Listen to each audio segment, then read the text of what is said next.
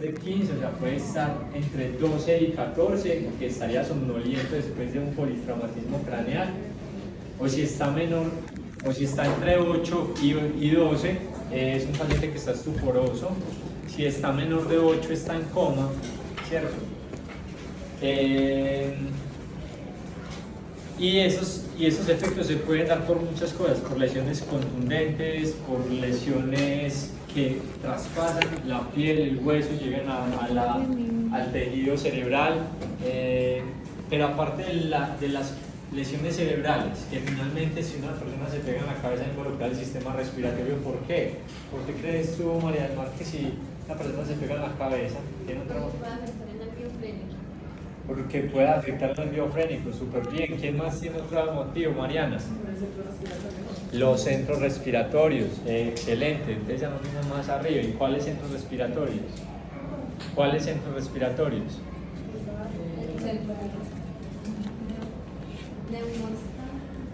Neumotáxico, ¿cuál más? Uno que se llama ventral, uno dorsal, neumotáxico, anéuxico, ¿cierto?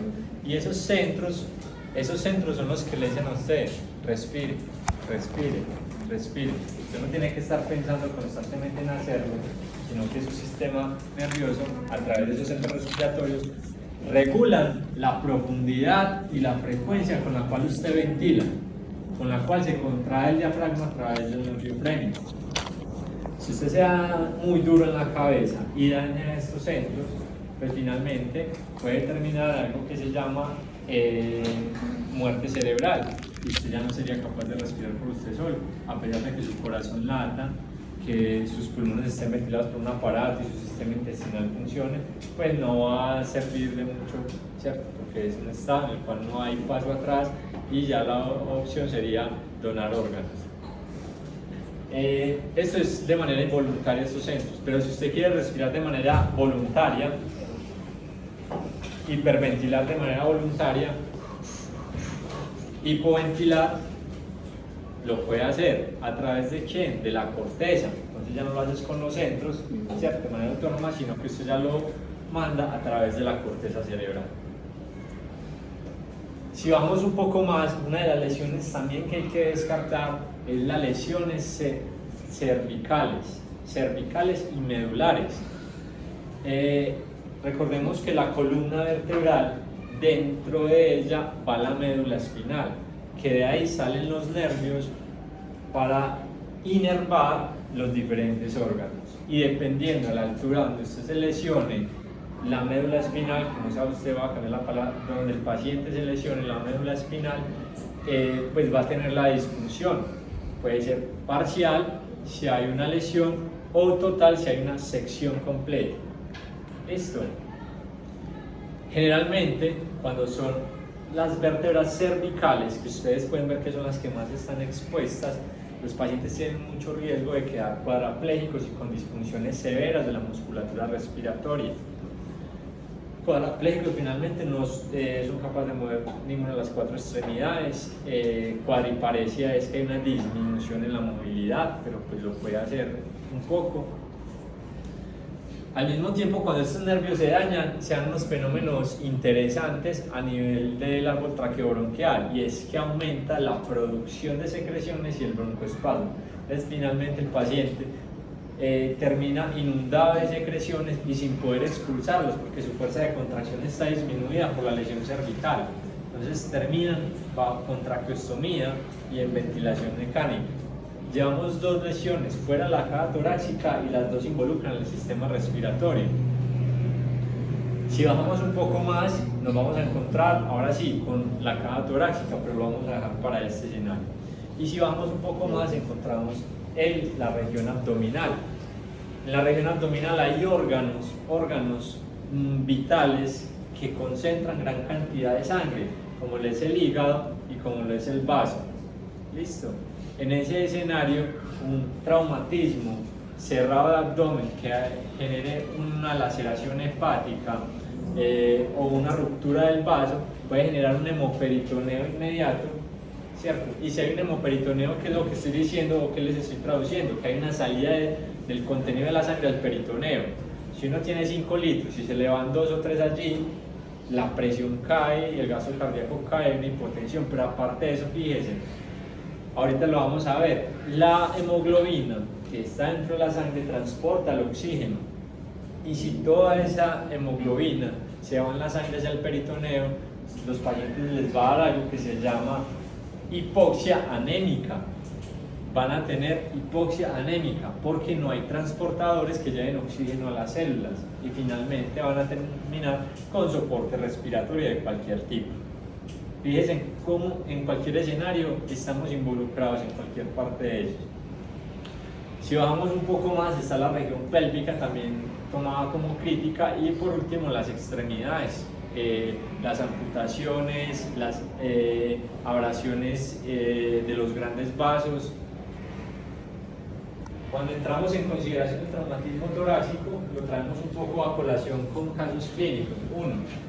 Un joven de 25 años ingresa al hospital después de sufrir un trauma torácico bilateral, causada por una agresión con arma cortopunzante.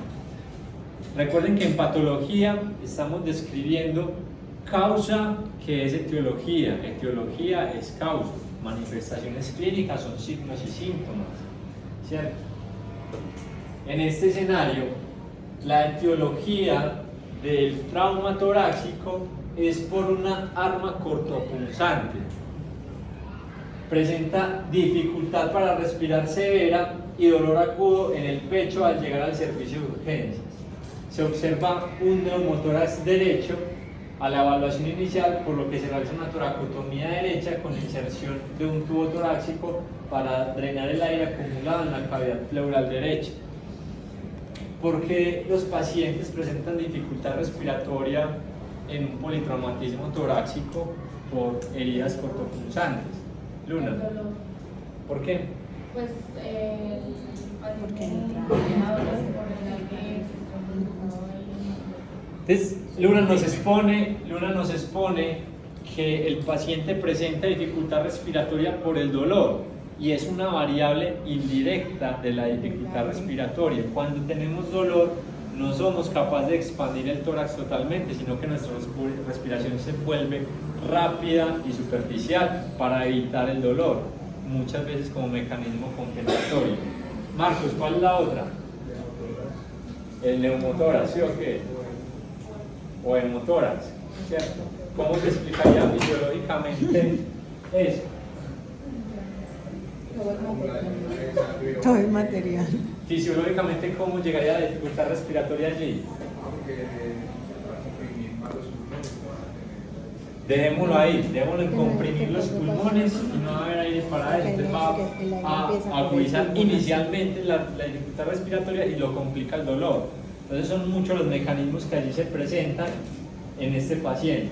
A pesar del tratamiento inicial, de que se le puso una toracostomía, se le brindó analgesia, el paciente continúa experimentando síntomas respiratorios y su condición clínica no mejora significativamente, por lo que toca intubarlo y brindar ventilación mecánica invasiva. Toracostomía derecha, enfisema subcutáneo, y vemos un corazón central. Aquí está el tubo, es un catéter central. Vamos a pensar desde ahí, vamos a pensar todos, para que ahorita al final de la clase digamos, este man tenía esto y no mejoró por él, le tocó intubarlo, ya está intubado.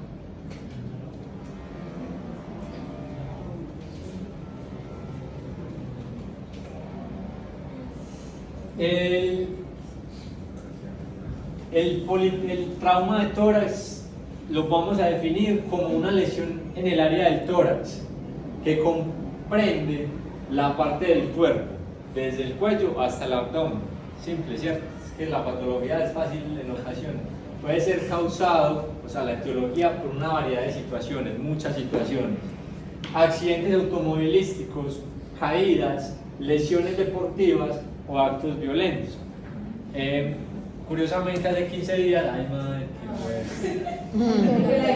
¿qué vamos a ver en rayos X? Profe, está mejor. Pero hasta mejor. Hasta se ve el rayo X mejor.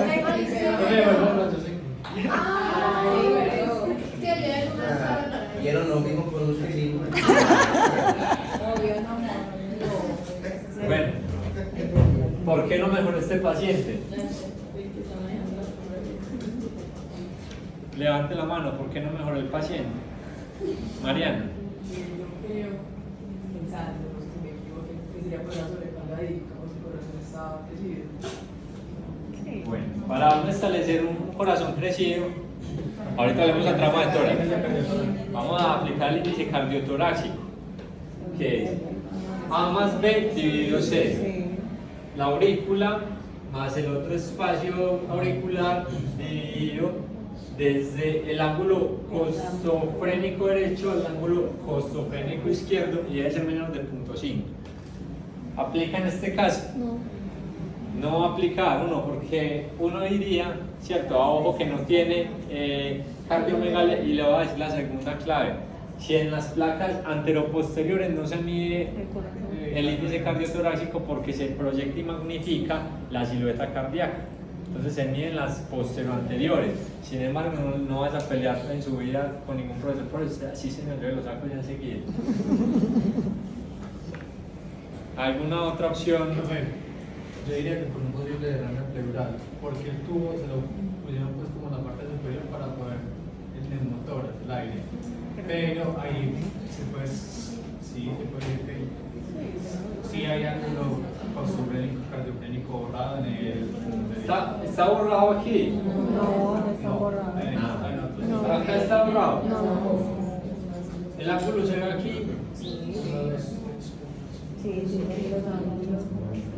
Yo no creo que haya Podría, sí, espere, tenemos aquí la respuesta de Camilo. Pues Camilo proyecta que puede haber un neumotórax derecho, pero resulta que el neumotórax derecho, que posiblemente haya poco, no es tan grande porque cuando está mayor de 100 o 200 mililitros empieza a cubrir la cúpula diafragmática, pero mire que ni así se ve.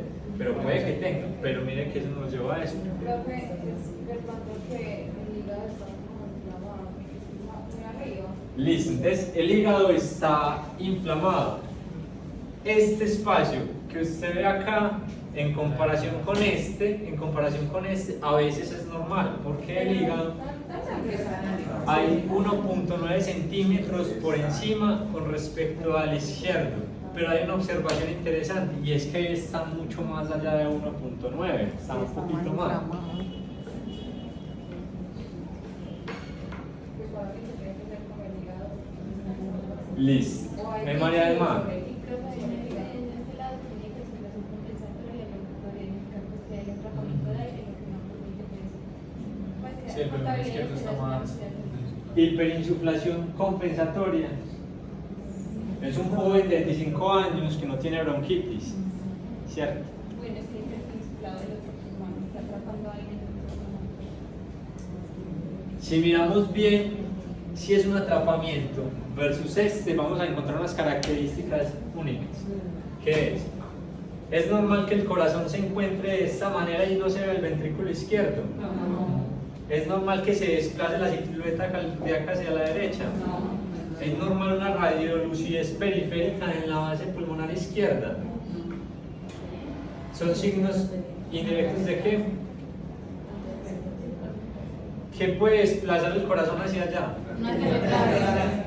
La telectasia se comprime y lo trae hacia acá. Un neumotórax. Un neumotórax, ¿cierto? Y si ustedes van al caso y nos devolvemos al caso, el caso nos dice trauma torácico bilateral, no unilateral. ¿Por qué? Por un asma cortopunzante. ¿Qué faltó en ese escenario? Pues revisar el otro pulmón. ¿Con qué se revisa? Con una tomografía de tórax. Aquí ustedes ven el tubo al tórax derecho y ven la compresión que le ejerce el neumotórax izquierdo al corazón. Fíjense el efecto que hace que desplacen el corazón. ¿Por qué no se ve esto en esta placa de una manera exacta, sino nada más una radiolucidez basal?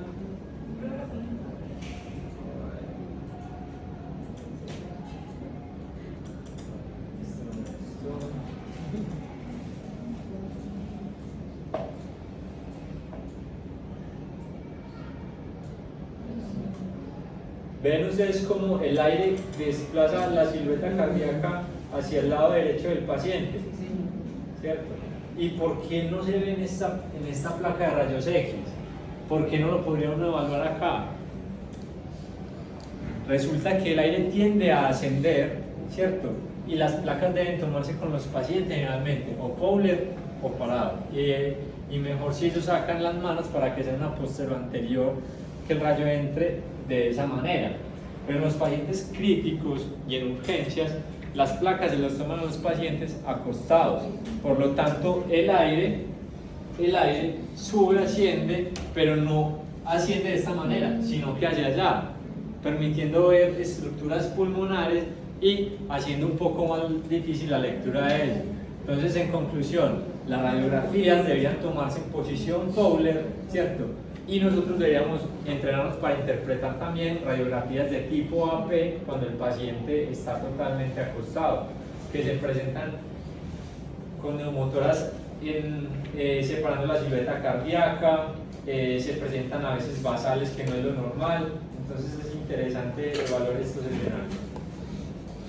En cuanto al politraumatismo, no solamente es plasma cortopunzante, sino que también se puede dar por choques, caídas. El familiar de un amigo mío en estos días estaba construyendo un quinto piso y allá cayó. Politraumatismo. Fractura de las 4 extremidades, traumatismo craneoencefálico y trauma de tórax con contusiones pulmonares. Pero también se puede ver como en accidentes de tránsito, ¿cierto? Que es muy usual, por eso la recomendación de utilizar el cinturón de seguridad.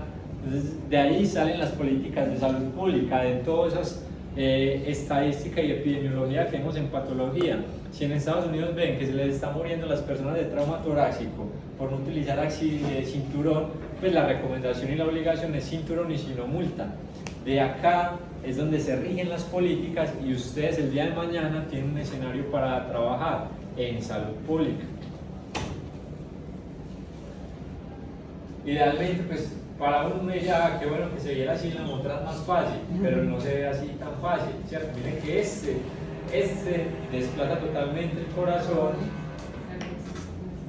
los vasos, comprime el pulmón izquierdo y tiene una característica grande que si el paciente está inestable, ¿cuál es el apellido de ese neumotoras? Es un neumotoras a tensión, exactamente, y es de urgencia vital. Como comprime las estructuras cardíacas, va a haber un fenómeno que vamos a ver ahorita, pero el corazón así es capaz de latir, no es capaz de latir, ¿cierto? Pero la transmisión eléctrica funciona o no. Entonces él manda la transmisión, pero el corazón no late. Eso hace que el paciente, si el corazón no late, se llama un paro cardíaco, ¿cierto? RCP, paro cardíaco o la reanimación cardiopulmonar. Si el corazón está en paro y hay que hacerle maniobras de RCP, porque habría que hacer eso si hay transmisión eléctrica. Y la pregunta acá es, ¿cómo se llama ese ritmo cardíaco? Camacho. Aparte de la pregunta, yo tengo una duda. Sí. ¿Qué paciente así porque él tiene la pupila quebrada? Sí. ¿Se le puede hacer el receptor? ¿Se le puede hacer RCP? Es muy interesante su pregunta. Supongamos que se le llega un paciente con neumotoras a tensión al servicio de urgencias. El aire comprime tanto el pulmón que el paciente está en paro cardíaco, tiene fractura costal. ¿Usted le haría RCP a ese paciente? ¿Usted no le haría? ¿Usted le haría? ¿Por qué le haría? No le haría. ¿Quién dice lo contrario? No le haría, pero se le haría el choque eléctrico, Pero que está Si el paciente tiene fracturas costales, uno le hace RCP, puede ocasionar una contusión pulmonar. Entonces, yo diría que no se le podría hacer. pero hay que salvarle la vida al paciente. Bueno, otra Hasblady argumenta allí, es interesante, ya vamos para la otra Pero sí, análisis hay que alguien salvarlo. ¿Le damos o no le damos? Yo creo que sí, porque hay que salvarlo. La respuesta es, actualmente hay que resucitar, el paciente ya está muerto, tiene la costilla fracturada, ya está muerto, lo único que no puede hacer es intentarlo revivir. él ya está muerto, está en paro. Ya tiene solucionado y ya. Tiene fractura costal. Ay, qué animal. ¿Qué más ¿Qué pasa? El El RCP Hasblady, el RCP en una persona entrenada no genera contusiones pulmonares. ¿Por qué? Porque tiene una posición específica donde el dorso de la mano va 2 o 3 centímetros por encima de la apófisis sifoide para posicionarse encima del corazón, ¿cierto? Entonces generalmente no generaría. ¿Qué genera el RCP? Fracturas costales. Eso sí genera.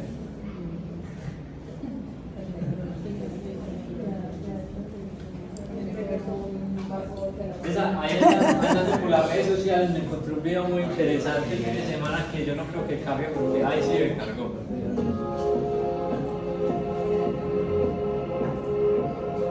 En este video podemos ver que la caja torácica no solo es pulmones, son vasos sanguíneos, es un corazón y es dos diafragmas. No es una estructura estática, no estamos así. Es una estructura dinámica porque depende de dos fases que es inspiración y expiración. Cuando entendemos eso y que en la caja torácica no son solo pulmones estáticos, sino un conjunto de órganos de manera dinámica, entenderemos un poco más esto. Vemos una reja costal, unos pulmones, un diafragma, adentro un corazón, vasos sanguíneos y si ustedes notan los anclajes, el diafragma se ancla, el diafragma, cuando hablamos de origen e inserción, se ancla de las vértebras y de las costillas, o sea, esos son sus puntos de anclaje para el poder generar contracción. Al mismo tiempo, ahí nos faltan los nervios, pero grandes vasos, callado aórtico, cava superior,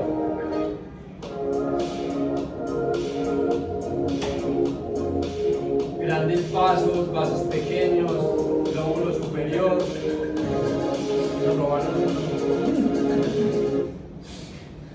Cuando nosotros entendemos la caja torácica como una estructura que dentro de ella resguarda varios órganos y no solo pulmones, entendemos un poco más la fisiopatología del traumatismo, que ya vamos o de una vez vamos a dar esa fisiopatología. Son muchas las maneras que ustedes pueden un trauma torácico. Las dos principales son lesión penetrante o lesión contundente, una lesión cerrada. Yo me choqué, en el tórax. O una lesión penetrante, y es que estaba con una grapadora de clavos y se me fue un clavo al pulmón, ¿cierto? Me perforó. En el escenario de la lesión penetrante, heridas por arma de fuego, heridas por arma cortopunzante, accidentes de tránsito con objetos de pronto que hubo una deformidad de una lata y el tórax sufrió ahí, ¿cierto? Perfora no solamente los pulmones, sino los bronquios, la tráquea, el esófago, el corazón o los grandes vasos. En ese caso, en el peor de los casos, ¿cierto? Una persona puede tener un neumotórax o una disrupción de la caja torácica, de la pared torácica. ¿Cómo es una disrupción? Las fracturas costales. Si una persona tiene un neumotórax, va a sufrir un fenómeno de hipoxia. Pero ¿cómo un neumotórax genera eso desde el punto de vista fisiológico? Fisiológicamente, para que el gas atraviese una membrana desde un lado X a un lado Y, se necesita un gradiente de presión, ¿cierto? Para que los gases como el oxígeno hagan esto, van a depender de una ley denominada ley de Fick. El paso de los gases a través de una membrana semipermeable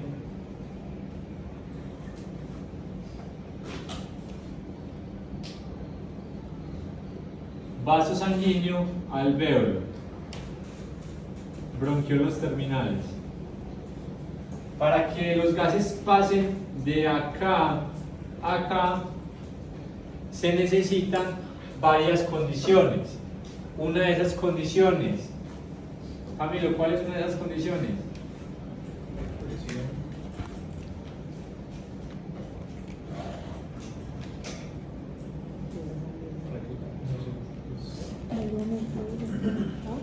Ahí ya.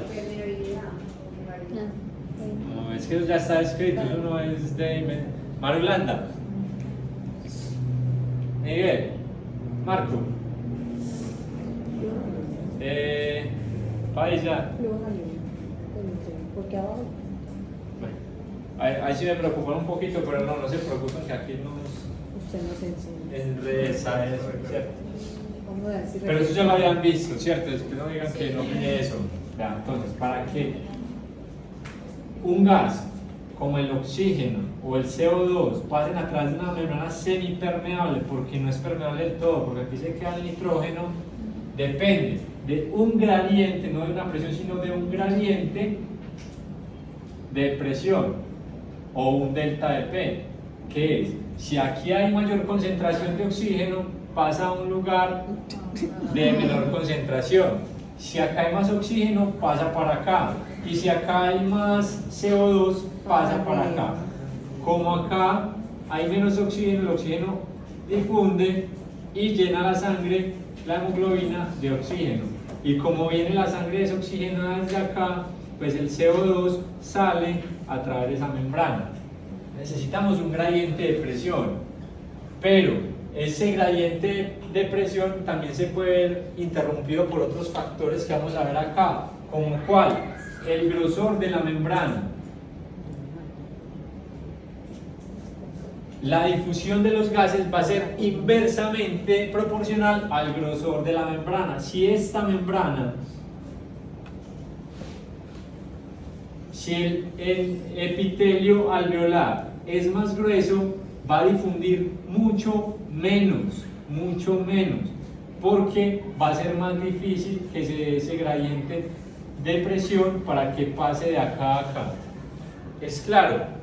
¿En qué escenarios? En enfermedad pulmonar obstructiva crónica, donde se dañan las paredes alveolares o en los procesos fibróticos, donde se crece esto y finalmente no difunden bien. ¿En qué otros escenarios? Que esto se me llenó de agua, se me encharcaron los pulmones, un edema pulmonar, no creció la membrana, pero sí el espacio que hay entre ellos, ¿cierto? Entonces, para que pasen los gases vas a necesitar un gradiente de presión, o sea, concentración de oxígeno acá mayor que la de acá, un grosor de membrana estable, no aumentado, ¿cierto? Y al mismo tiempo necesita un área de superficie alveolar. ¿Qué es eso? Es la cantidad de unidades disponibles para el intercambio de gases. Si nosotros suponemos que esto está bien, pero son muchas unidades alveolares, y de esas unidades alveolares vamos a encontrar esto: una caja torácica, una tráquea, bronquiofuente, un pulmón, dos pulmones.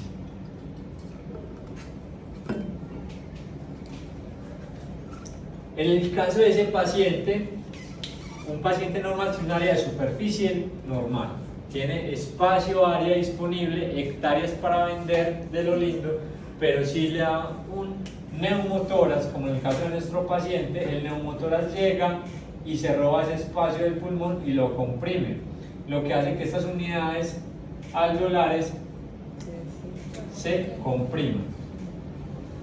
Esto quiere decir que el área de superficie alveolar, el área disminuye, ya no tiene para vender, simplemente le quitaron el área de superficie alveolar. ¿Quién se la quitó? El neumotórax, que finalmente es nitrógeno, que no puede difundir. Como disminuye el área de superficie alveolar, no va a haber difusión de gases. ¿Es entendido el escenario de dónde viene la hipoxia?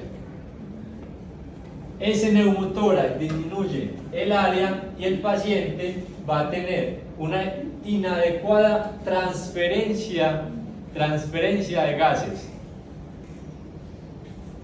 Preguntas hasta ahí. Claro, ¿cierto? Neumotoras, inadecuada transferencia de gases, porque la transferencia está determinada por esto, y una cuarta que es la solubilidad del gas, pero no vamos a hablar de ahí, está allá. Da hipoxia. Esa hipoxia finalmente en el tiempo puede reducir el gasto cardíaco y llevar al paciente a un choque y después a un paro. ¿Cómo la disrupción o las fracturas de la reja costal hacen esto? Hacen que se dé, miren que aquí son equiparables, los dos dan esto, pero los dos no son esto. ¿Por la qué? Explíquenos ahí. ¿Se es capaz? La tensión superficial hace referencia a la sustancia tensoactiva que mantiene los alvéolos abiertos. Es un liquidito que está acá, que tiene apoproteínas y que mantiene el alveolito abierto, ¿cierto? Si yo me fracturo la reja costal, ¿se me pierde el surfactante? Pero está comprimiendo. ¿En qué escenario estaría comprimiendo? O sea, sí. O sea, se pierde como como el escenario completo del pulmón. Entonces está comprimiendo, se ve afectado, ¿no? El surfactante sigue constante. El surfactante se inactiva por infecciones. Aquí llegan microorganismos, colonizan esto, el surfactante se inactiva o se daña. Por edema pulmonar, por ventilación mecánica, pero fracturas costales hacen que el surfactante sea constante. Ahí no se pierde. Sin embargo, si en otro caso se pierde el surfactante pulmonar por cualquier otra causa, como ventilación mecánica, se pierde, el alvéolo se desrecluta, se vuelve más pequeño, el área superficial disminuye y da hipoxia. Pero no es de fracturas costales. ¿Listo? ¿Alguna otra hipótesis hasta ahí? Las costillas en el sistema respiratorio son de suma importancia. Si bien el diafragma representa un 80% de la fase inspiratoria, el otro 20% lo hacen ¿qué tipo de músculos? Los intercostales. ¿De qué tipo? ¿Internos o externos?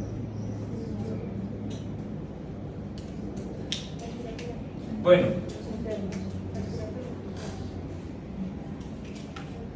los músculos intercostales que ustedes van a ver, meter la buscadita de qué hacen los internos y qué hacen los externos. Ahí les dejo esa para no tirarles todos los datos. Funcionan en la fase inspiratoria haciendo un fenómeno que se llama asa de Valde.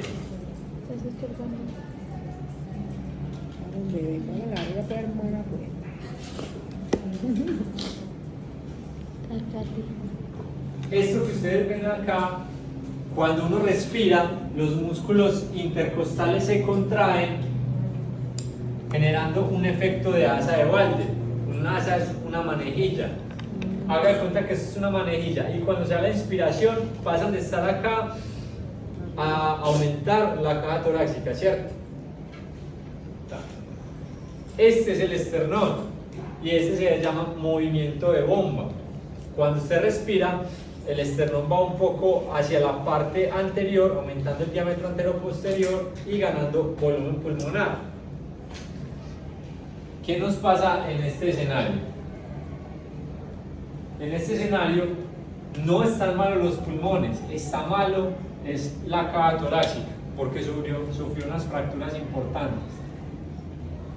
La persona, si antes aumentaba este diámetro, ahora está aumentando este. Y al mismo tiempo no es capaz de hacer respiraciones profundas por el dolor. Las costillas duelen bastante. Entonces los pulmones ya no crecen hasta acá, sino que crecen hasta acá, generando una respiración superficial y haciendo que no haya una adecuada ventilación, paso de aire desde la atmósfera hasta los pulmones. Como es más poco, la cantidad de aire acá es mayor o menor. Rodríguez, la cantidad de aire en la respiración superficial es mayor o menor acá. Es mucho menor. Eso le vamos a llamar volumen corriente. El volumen corriente disminuye. Y si el volumen corriente, que es aire, ¿qué tiene el aire? Nitrógeno, CO2 y oxígeno. CO2 en un 78.8%, nitrógeno en 0.8% y oxígeno en un 21%. Eso se ve disminuido drásticamente, y si usted disminuye la cantidad de oxígeno que hay acá y se vuelve muy similar a la de acá, pues no va a haber gradiente de presión, ¿cierto que no? No hay difusión porque la cantidad de aire que está acá tiene un oxígeno disminuido, la presión alveolar de oxígeno disminuido con respecto a acá. Esto no se va a dar, por lo tanto el paciente va a llegar a hipoxia. Esa hipoxia va a hacer que el paciente reduzca su gasto cardíaco, entre en choque y posteriormente en paro. ¿Se entiende el fenómeno fisiológico de los dos que son diferentes pero que nos llevan a lo mismo? No solamente estos dos nos van a dar esto, sino que una herida penetrante puede generar un neumotórax a tensión, que es más grave que un neumotórax, llevándonos a lo mismo. O un taponamiento cardíaco. ¿Cuál es el mecanismo fisiopatológico de ellos? Cambios en la presión intratorácica, reduciendo el retorno venoso. Recordemos que la cavidad torácica está totalmente sellada, está totalmente cerrada, y allí conviven muchas estructuras.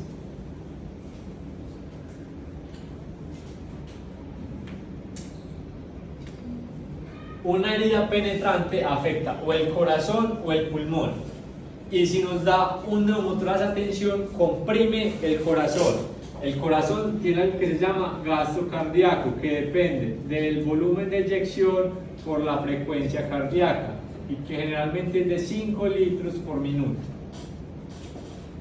Un corazón, el cual es comprimido y reducido,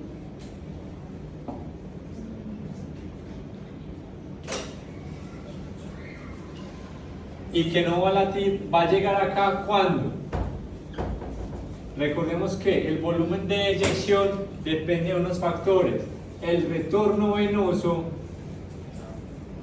la precarga, la poscarga, la contractibilidad,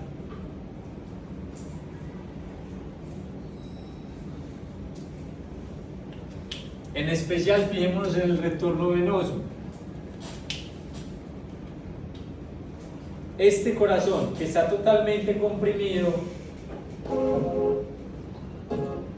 ese corazón que se ve totalmente comprimido, no va a poder retornar la sangre a través de la cava superior y la cava inferior, porque se encuentra comprimido en su totalidad.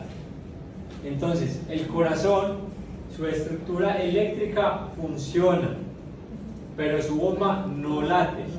Eso es un ritmo de paro, y ese ritmo de paro se llama asistolia. ¿Cómo se ve una asistolia?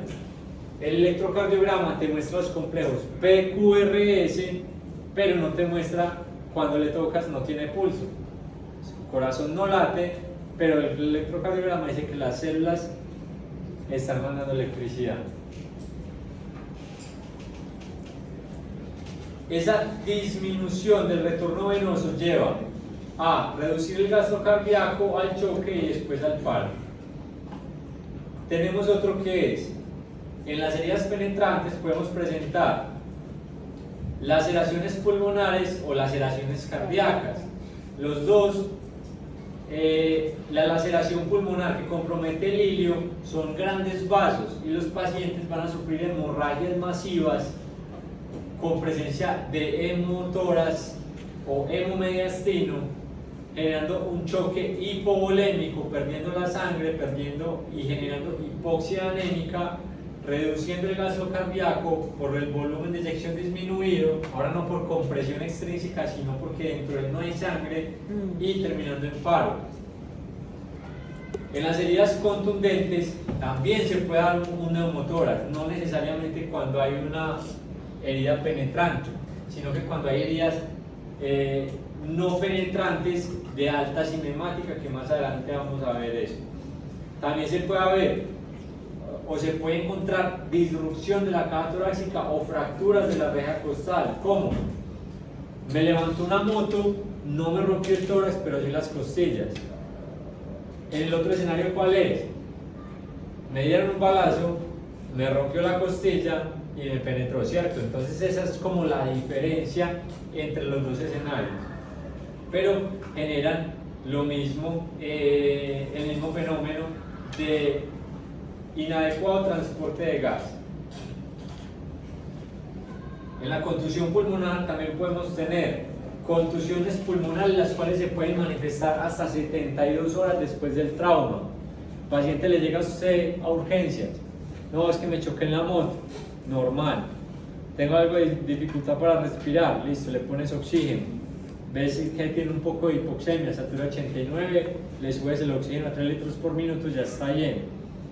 A las 72 horas el paciente agudiza su dificultad para respirar, le tomas unos gases y encuentras una hipoxemia moderada, una alteración del índice PAPI moderado, y encuentras en la placa lo que no viste en la placa inicial, encuentras unas lesiones como radioopacidades, infiltrados tipo alveolares muy parecidos a las consolidaciones neumónicas, pero muy delimitadas.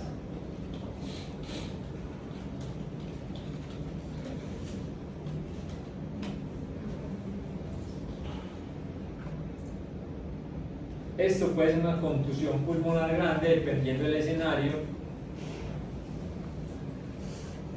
Estas son contusiones pulmonares y así pueden terminar los pacientes después. Estas son contusiones pulmonares. Si ustedes se fijan, no tienen mucha diferencia con respecto a los infiltrados alveolares. Esas contusiones pulmonares se pueden manifestar pilas en el paciente como hemorragia alveolar. Empiezas a sacar a través del tubo endotraqueal pura sangre, que no es lo normal, hay que sacarles moco y halino, y usted empieza a aspirarlo y es sangre profuso. Esa hemorragia alveolar hay que mirar si son hemorragias masivas o hemorragias estables. Hemorragias masivas hay que mirar esa cantidad, que no supere los 500 mililitros en un tiempo de 24 horas. Si no, hay que mirar qué se hace ahí, hay que llamar al cirujano de tórax, mirar si tienen que embolizar o hacer diferentes procedimientos. En el trauma contundente se puede dar disrupción o contusión cardíaca, contusión miocárdica, que lleva al paciente a infartarse por trauma. Y el desenlace va a ser exactamente el mismo que los anteriores. Fisiopatológicamente entendemos cómo el traumatismo afecta a la caja torácica, de dónde viene la hipoxia y en dónde terminamos con los pacientes choqueados. Las situaciones de politrauma son altamente desafiantes en el manejo de urgencias. Requiere conocimientos que estamos captando hoy para que estas complicaciones no lleven al paciente a un riesgo vital, sino que sean atendidas a tiempo en un equipo multidisciplinario. ¿Por qué es importante esto? Porque es un evento que es muy usual, es demasiado usual en nuestra población. En series estadounidenses, que son los que reportan la literatura, se dice que hasta que hay 140.000 muertes por esta causa al año, por politrauma de tórax, quitando el de trauma craneoencefálico, cervical y abdominal. 75% se debe al trauma como causa primaria o como un elemento contribuyente. El 80% de las lesiones del tórax pueden manejarse con maniobras quirúrgicas, pero el 15, el 20% restante requerirán manejo quirúrgico, perdón. El 80% no necesitan maniobras quirúrgicas. Eso es básicamente estadística. Nos llegaron tantos pacientes, de esos tantos requirieron manejo quirúrgico, de esos tantos no. Eso es en Estados Unidos. En Colombia no tenemos esa descripción, ese análisis de frecuencia. En accidentes automovilísticos, entre el 45 al 50% de los conductores sin cinturón de seguridad presentan lesiones torácicas por choque contra el manubrio, ¿cierto? La cabrilla genera lesión torácica. Es recitar. Sí. Yo no sabía cómo. Yo en mi diapositiva. El trauma de tórax también, al igual que los otros traumas, hay que clasificarlos en dos grandes grupos: el de alta cinemática y el de baja cinemática. Cinemática hace referencia, o esta clasificación hace referencia a la velocidad con la cual una masa en movimiento, un cuerpo en movimiento, sufre una lesión. Y se dice que aproximadamente alta cinemática es por encima o aproximadamente los 30 millas por hora o 48 kilómetros por hora. ¿Cuántos andan a más de 48 kilómetros por hora? Por ahí dicen. Pero ves que 48 arranco. Por ahí dicen, muchachos, vea, la Virgen se baja cuando 48 arranco. la Virgen se baja de la moto y del carro cuando va más de 40 kilómetros por hora. Ya hay varios Estados Unidos.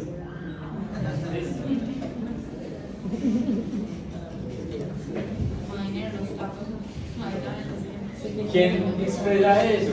Yo nunca me Tanto las leyes de Newton como la ley de la energía cinética nos dice los traumas de alta cinemática van a estar condicionados por la masa multiplicada por la velocidad, pero la velocidad al cuadrado. Entonces, ¿cuál influye más? ¿La velocidad o la masa? La velocidad. La velocidad es el mayor influyente de los accidentes de alta cinemática, no la masa.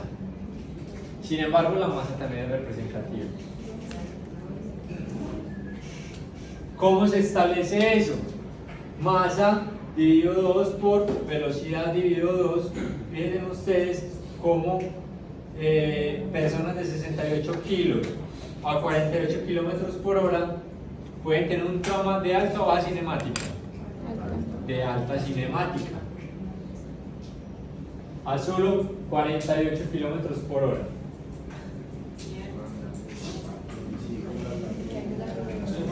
En bicicleta también hay de alta cinemática. Sí, en bicicleta también. En bicicleta también se retira sus buenas pedazos ahí. Muchachos, ¿cómo se diagnostica un trauma torácico? Evidentemente a través de las manifestaciones clínicas. Usted llega y el paciente con el tórax abierto, desgarrado, ¿qué tiene? Y llegan en una vez, señor, ¿usted cuántos hijos tiene? Y él, ay, no, Andrea, tiene un trauma de tórax evidente, ¿cierto? ¿Cuál es más desafiante? ¿Cuál es más desafiante? El trauma cerrado, porque usted no está visibilizando las estructuras internas y puede tener contusión miocárdica, contusión pulmonar, neumotórax. Vimos que se da por lesión contundente y no solamente por una lesión que atraviese la caja torácica. ¿Queda eso claro? El neumotórax no es solamente por una ruptura de la pared torácica, también se da por una lesión contundente de alta cinemática.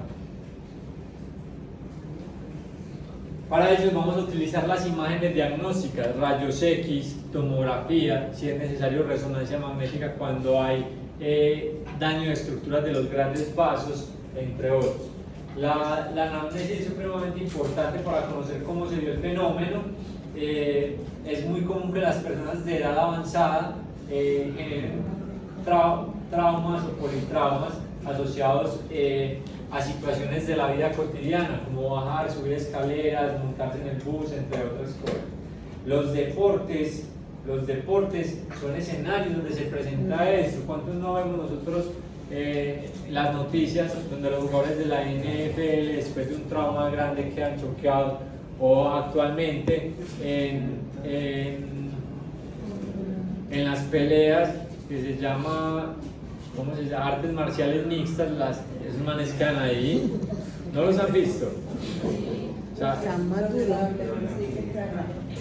¿los de la que? Eso de normalmente voy a pelear, y son los de la W, no sé qué, que se comen con sillas y esto de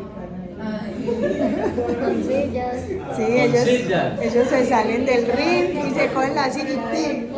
Sí. por ahí cogían plantas,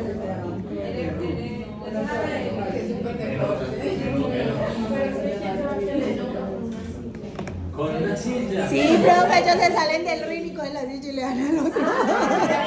Digamos que más trabajo.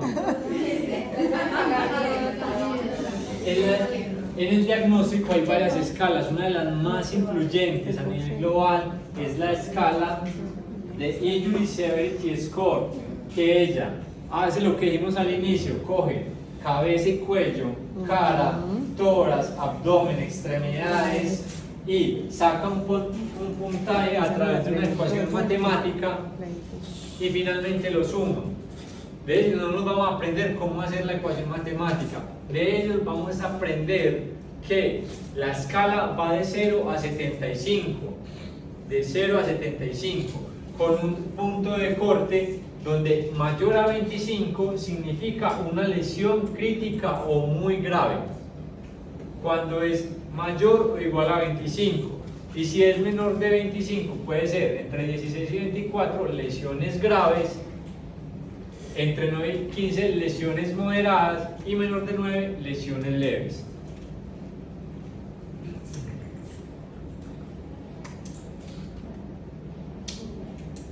Cuando hacemos nosotros la valoración del paciente con trauma de tórax, debemos clasificarlo en dos escenarios. Es una lesión contundente o penetrante, porque dependiendo de eso se da también la intervención. Hay que conocer la dinámica del accidente, cómo se produjo, de alta cinemática o de baja cinemática. En el área contundente, cuando un paciente tiene un politraumatismo contundente, también vamos a ver si hay deformación del habitáculo, que hace referencia como al espacio, pero también si hay deformación de la caja torácica, que nos dé indicaciones si tiene fracturas costales.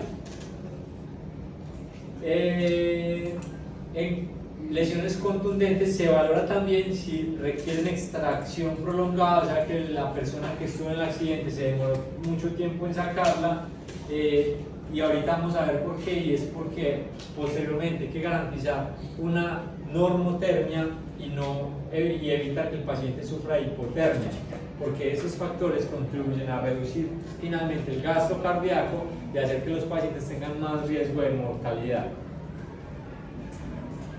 En las lesiones penetrantes se dice que hay que saber qué tipo de elemento produjo la herida. No es lo mismo que usted estaba trabajando con una cosa de clavos, ¿cierto? Que es como una cosa que pone clavos automáticamente y que se le ve para el tórax, a que el pelado de la esquina le dé una puñalada con su cuchillo previamente desinfectado. No es lo mismo. Una cosa es un Desinfectado en el otro pulmón. No es lo mismo el que le dan una herida por arma de fuego, al que le dan 2 o 3, o al que le dan una herida con una escopeta. Una escopeta tiene múltiples proyectiles que pueden perforar varias estructuras. Hay que determinar el recorrido al que estuvo expuesto el organismo, ¿cierto? Que es por dónde ingresa y por dónde sale, orificio de entrada y orificio de salida de los proyectiles, para tener una idea de qué estructura se pudo lesionar. En el abordaje es muy similar a lo que nos dice la TLS, ¿cierto? Y es un manejo de la vía aérea. lo primero es la vía aérea, ver que el paciente ventile, que pase el aire desde la atmósfera a los pulmones. ¿Cómo se ve eso? Que expanda la caja torácica y que se perciba la entrada y salida del aire. ¿Qué maniobras hay para ello?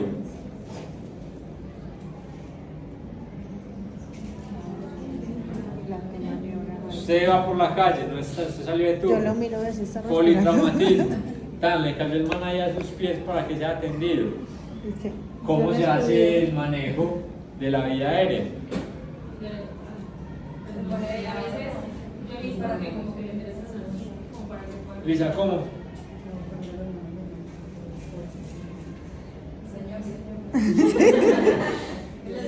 Señor, responda, señor, Efectivamente, responda. entonces, como dice Luisa, usted se posiciona en la vía aérea, mira que no haya obstrucción y lo lateraliza.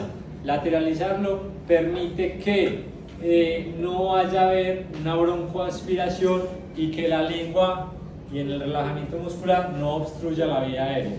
¿Le va a meter los dedos? No, efectivamente no. Pueden convulsionar y dejarlo amputado también. Pasa. Generar la estabilidad de la columna cervical. Usted no va a llegar y lo va a poner así del lado de una. ¿Usted qué va a hacer? Le va a decir, señor, usted, colabóreme acá, señor, usted lo va a tener acá. Y cuando yo cuente 3 lo lateralizamos para que sea de manera homogénea. Si usted lo lateraliza el cuello y él tiene una fractura cervical estable, usted lo lateraliza y le vuelve una fractura cervical inestable. El paciente cuando se recupere y se haga con su ventilador mecánico cuadrapléjico la va a buscar a usted para demandar. O la mata. O la mata. Es la vida real, ¿listo? Después me casa la mata. Ya No. tenemos A y B. Vía aérea, ventilación. Ahora, circulación, control de hemorragias. Estos son los mismos pasos que se dan tanto en la calle como en la clínica. Es exactamente lo mismo. La D hace referencia al estado neurológico, evaluar el estado de conciencia del paciente. Y la E hace referencia a valorar exposición a la que se encuentra el cuerpo, porque si es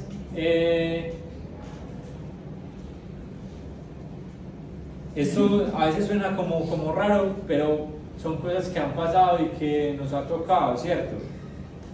Y cuando se dice mirar la exposición, es que usted no puede ayudar a una persona si usted antes no se cuida a usted mismo, ¿cierto? Si una persona está en la piscina y resulta que por ahí jugando con un cable a la piscina meten un cable de luz, la persona se electrocuta, usted no va a ir corriendo a hacer el ABCD, ¿cierto? Hay que valorar el área de exposición y proteger a esa persona de ese escenario. ¿Y aquí otra cosa hace referencia a esto? Esto también hace referencia a que cuando usted ya hizo el ABCD en un escenario seguro, usted tiene que proteger al paciente de que no entre en hipotermia, que disminuye drásticamente el gasto cardíaco y el paciente puede terminar pues con peores desenlaces.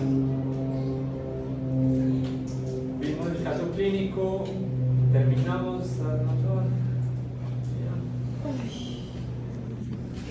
¿Alguna pregunta está ahí? No más. Complementamos.